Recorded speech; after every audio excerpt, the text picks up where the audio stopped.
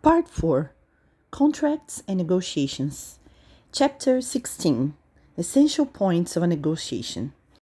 We have discussed the importance of understanding your worth as well as defining a fair price. Much as students basically tend to focus solely on price in the first moment, there are other points that must be made clear before the student starts taking classes with you so as to avoid future difficulties. Once your student has agreed to your price, you are halfway there. However, it is important to establish a few ground rules before starting the course. Here is what I usually discuss with my students so that they are aware of how we are going to work together. What our classes are usually like, what I expect from them, the amount of homework they are to do, deadlines to handing homework, class cancellation policy, course cancellation policy. Let's understand it better. I like my students to know what to expect from the classes. That is, I use this opportunity to explain my methodology, what is behind the plan I have with them. I won't bother my students with technical aspects, naturally, but I turn technical names into practical terms, for instance, what they're going to do in and out of the classes. However, if you decide to offer students a demonstration class or sell one, they will be able to feel how you work without much explanation. If you decide to go this way, what you can do is, at the end of the demonstration class, you can tell them why you have done this and that so that they understand there is a reason behind the way you have taught that lesson that way. I often choose not to over-explain things because they might lose interest in the course altogether. I only explain what I think will impact their course.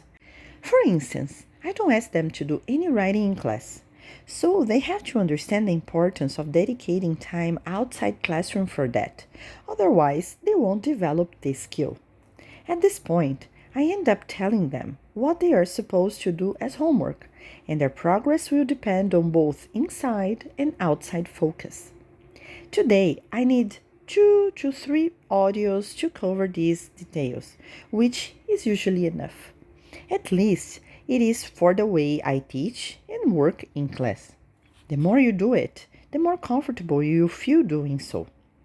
Another important aspect to inform them before they begin is what your cancellation policy is.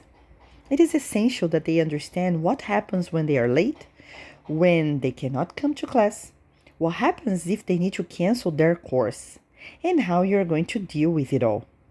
Once everything is clear, there will be no questions during the course when you have to apply the rules. I will discuss how I do it when I talk about how to put together a contract. Once your student has understood the bureaucratic aspects of your work together, chances are that your problems along the course will be reduced to a minimum. Also, sticking to the agreement you have with them will make you look much more professional.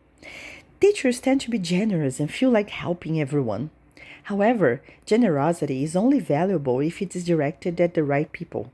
People who abuse your time and helpfulness don't deserve your best.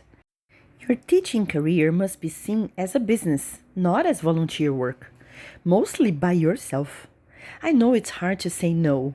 It takes time to be able to confidently apply the boundaries you have set. I feel you. As I am myself, a natural people pleaser, it has taken me a long time to be able to say no.